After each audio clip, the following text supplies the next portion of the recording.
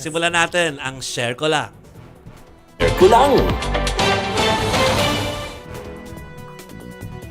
Welcome natin mga kapatid, si mobile journalist Daniel Dayaw.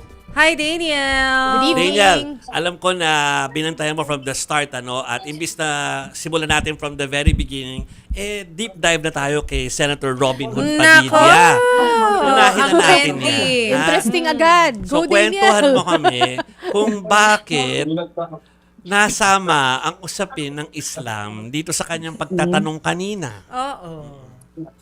Yes, good evening, Joby, Chiki, and Masen. Ako, ikalimang araw pa nga lang ng impeachment trial ni Vice President Sara Duterte. Pero ang dami nang nangyari, lalo ngayong araw. So sige, pag-usapan natin si Senator Robin Hood Padilla na kanina ay tinanong ang ating testigo na si Attorney Jeremy Lotoc tungkol nga sa usaping may alam daw ba o may background daw ba sa ang ating witness sa Islam. So kanina kasi Joby, Chiki, and Mase, nagkaroon ng expectation or pag-assume na si Senator Robin Hood Padilla ay hindi muna attend ng hearing or ng impeachment trial dahil nag-post siya mismo sa kanyang Facebook account na ang sabi niya ay meron siyang prayer time muna. So kanina nagulat tayo nung nakita natin nagtanong siya sa witness mismo at yun nga ang tama nga sinabi mo, Joby, na isa sa mga itinanong niya ay kung meron daw bang witness or kung meron daw bang background ang ating witness when it comes to Islam. So Joby, Chicken, mas isa nga yun sa mga naisabi niya kanina dahil isa rin sa mga napag-usapan na yung Operation Romanov. So siguro i-connect na lang din natin ito dito because isa nga ito sa mga na-highlight din na stories for today. So when it comes to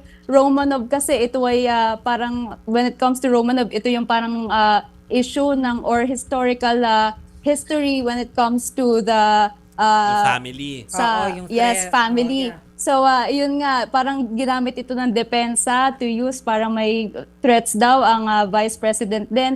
Pero hindi pa rin kasi klaro kung ano yung pinaka-pinanghuhugutan ni Senator Robin Hood Padilla when it comes to asking kung bakit daw ba may background sa Islam or kung meron daw bang background sa Islam ang ating witness na si Attorney Jeremy Lotoc. So apart from that, siguro pag-usapan natin, Joby, Chicken, Mase, ano nga ba kasi ang Romanov or Operation Romanov, no?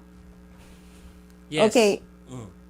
Okay, so when it comes to Operation Romanov and Romanov, Joby, Chike, and Mase, pagkaiba kasi ang Romanov and the Operation Romanov. So yung Romanov kasi, as I've stated earlier, sila yung pinaka-dynasty sa Russia noong 1917, as early as 1917, pero sila yung parang nagkaroon ng revolution, so nagkaroon ng massacre. So ito yung naging statement or ginamit ng statement ng defense para masabi na ang Vice President natin ay nagkaroon din ng context or ay nagkaroon din 1918 to correct myself, no, nagkaroon din ng context for grave threats or nakatanggap din ng threats. So ito naman yung sinasabi natin na Operation Minasakal sila, Romanov. actually.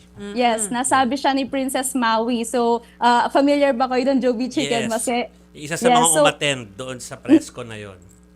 yes, so yung press con kasi na to was dated November 23, 2024. So inattendan to ng mga online content creators or vloggers and as well as yung sinasabi natin na mga journalists. So itong si Princess Maui, yung sa nakikita nyo nga sa inyo, ito yung siya yung umattend and then nagsabi na merong Operation Romanov para kay VP Sara Duterte. So isa ito sa mga ginamit ng depensa at isa rin ito sa naging basihan kung bakit nagkaroon ng grounds yung defense to counter nga na nagkaroon din ng grave threats. Ito nga si Vice President Sara Duterte.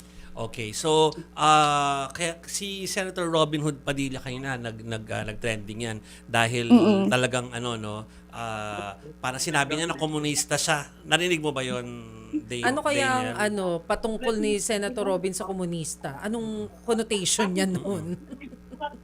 Yes, Joby, Chicken, mas tama kayo dyan. Sinabi nga yan ni Senator Robin Hood Padilla na siya daw ay komunista patungkol nga ito dun nga sa Romanov na context. Kasi nga yung Romanov is about yung pagkakaroon ng rebel or yung mga rebels is bumabawi or gumaganti dun nga sa first family na Romanov. So ito yung sinasabi niya, this is in support nga kay Rodrigo Duterte and Sara Duterte. So inamin niya mismo sa impeachment trial na siya ay komunista. So hindi natin alam kung ano ba ang tingin dito ng impeachment court. Pero so far, yan yung tututukan natin, Joby Chicken Mase. Okay, isa na lang. Kailangan namin itanong kay Daniel tungkol doon sa grado.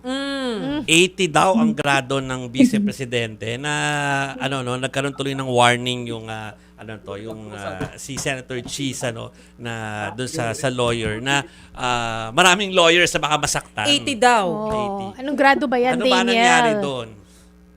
Yes, tama kayo dyan, Joby Chicken. Mase, isa nga yun sa mga itinanong ni Attorney Mark Binduan sa ating witness na si Attorney Jeremy Lotok. So, ito kasi nangyari ito, very brief lang, no? Kasi kinat na agad siya ni Presiding Officer Cheese Escudero. So, basically, ang nangyari kasi doon is kina-question ang ating witness ni si Attorney Jeremy Lotok. So, basically, ang naging tanong doon is kilala daw ba or aware daw ba ang witness natin when it comes to the standing of VP as a lawyer. So, isa sa mga highlight niya dito ay meron daw law degree si VP Sara at nakabasa sa bar exam as a first attempt na may 80% score. So, yun nga ang kinot ni Senator or Presiding Officer Cheese Escudero dahil nga maraming lawyers, so hindi naman din alam yung grades. And does it really matter? Yun yung tanong doon, Joby Chicken It's Mase. uncalled for. Uncalled Nako, for. naalala ko kung buhay pa ang namayapang si Senadora Miriam Defensor Ay, Santiago, mataas ang ayaw niya kilay. yung question na yan Oo. tungkol Mataas sa ang result kilay. ng bar exam. Objection, irrelevant. Ayaw niya yan. Basta bukas expect tayo ng iba pa mga highlights from Daniel dahil bukas ang harapan ng mga face to face sa harapan ng dalawang panig sa kanilang Face pagbibigay to ng mga face. statements. So thank you muna for tonight, our mobile journalist Daniel Nayo. Thank you, Daniel. Thanks, Daniel.